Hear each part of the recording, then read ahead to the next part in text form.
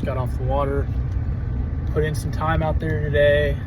It was pretty interesting. So it got pretty cold last night, and the front blowing through. You can kind of see the bluebird sky conditions that we got. So we got this kind of like frontal conditions, cold, and the wind's gassing out there. So it was it made things set up a little interesting, and the lake's also kind of turning over. So you got all that fun stuff. It really switched up the bite that I was looking for. So on this lake, there's a section of the lake that has a lot of grass and pads and stuff like that. And that section of the lake today seemed to be pretty bad. So a lot of those fish that were more actively feeding, so you can catch them on topwater frog or whatever, classic stuff. They were tucked down. And they weren't really moving around. So I tried punching for them. I mean, needle in a haystack kind of deal out there, the way it's set up, I think. So I did that for a while and didn't figure it out, and could chatterweight around and caught a few.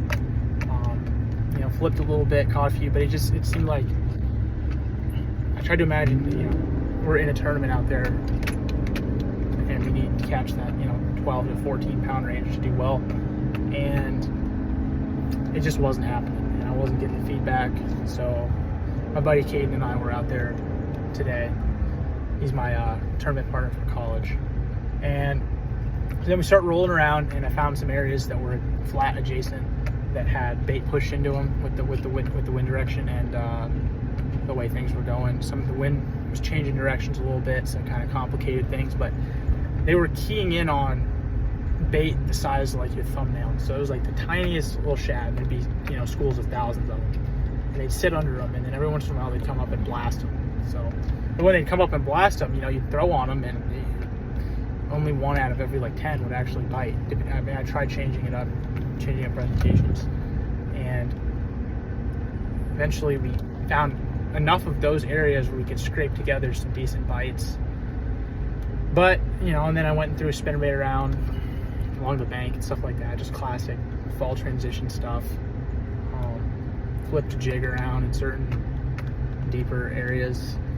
So both of those worked, but they didn't work as well as I was hoping. So obviously we're in that time of year where it's on this place where it's just full on junk fishing around, I think, especially since I didn't have my live scope with me today.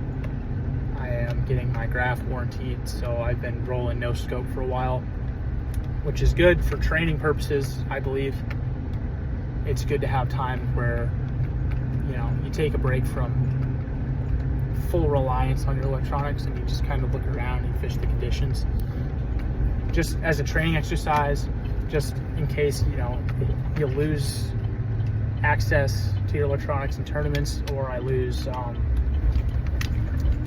or it breaks during a tournament, or I just don't want to get rusty on certain skills. So we ran through there, did a bunch of that. Now I have to go to work, unfortunately. But so I mean, I wouldn't say I did great today.